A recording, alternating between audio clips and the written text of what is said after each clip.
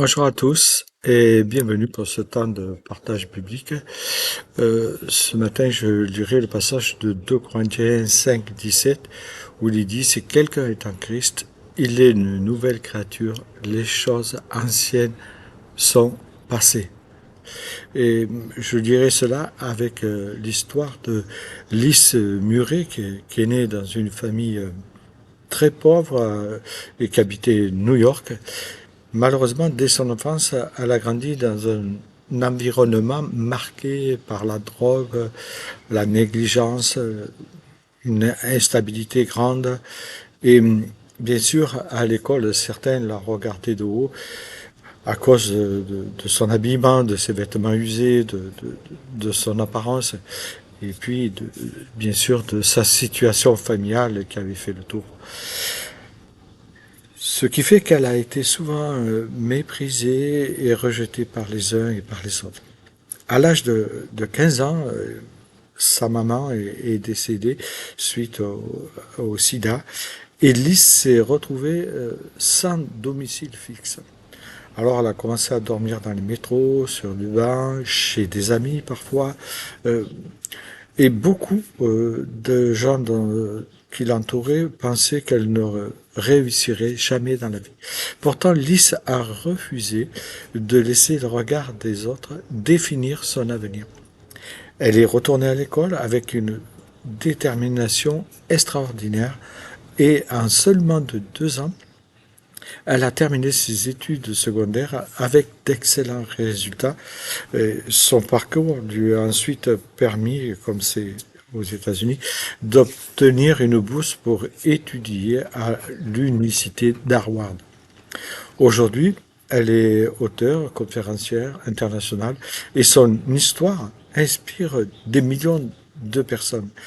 Et elle répète souvent cette phrase que notre passé ne détermine pas notre avenir.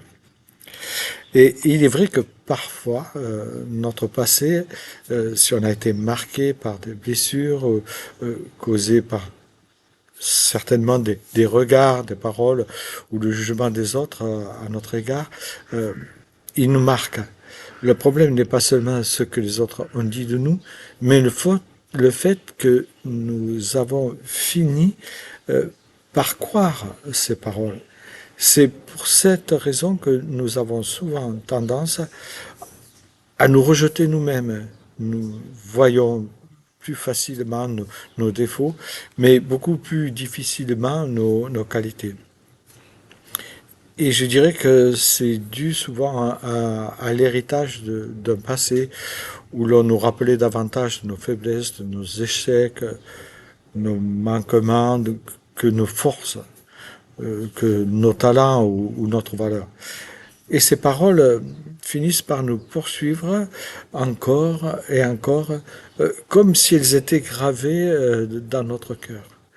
Elles deviennent en fait des chaînes invisibles qui influencent notre vie d'adulte et limitent notre confiance en nous et bien sûr la confiance aux autres. Elles nous empêchent d'embrasser pleinement l'identité que Dieu nous donne en Christ, comme il est écrit dans sa parole. Et nous finissons par croire que nous sommes ce que les autres ont dit de nous, incapables, sans valeur et inutiles. Et je dirais qu'il est vraiment important d'apprendre à accepter notre passé en premier, sans se morfondre dessus. En faire une force. Plutôt que d'être défini par lui, laissons le Seigneur nous révéler comme lui nous voit.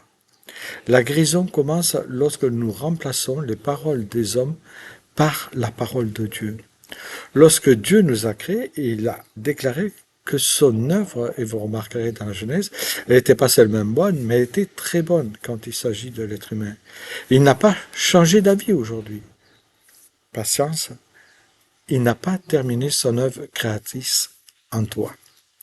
Nous sommes encore, on pourrait dire, en travaux, mais en travaux entre les mains du divin artisan. C'est pourquoi Dieu nous invite à nous regarder avec ses yeux et à apprendre à nous aimer tel que lui nous aime. Et si une personne qui ne connaît pas forcément le Christ peut trouver la force de ne pas rester prisonnière de son passé, alors à plus forte raison, ceux qui ont reçu la grâce, le Saint-Esprit, peuvent vivre cette liberté. Avec son aide, apprenez à laisser derrière vous les blessures, les échecs, ces étiquettes du passé. Si Dieu vous accepte en Christ, alors acceptez-vous aussi. Car à ses yeux, vous êtes précieux. Ne laissez pas votre passé déterminer votre avenir. Vous êtes entre les mains du Dieu créateur, mais aussi du Dieu recréateur, celui qui fait toutes choses nouvelles, nous dit l'Apocalypse 21, verset 5. Ce ne sont ni vos blessures, ni votre histoire, ni les paroles des hommes qui ne doivent avoir le dernier mot sur votre vie. Le dernier mot, il appartient à Dieu.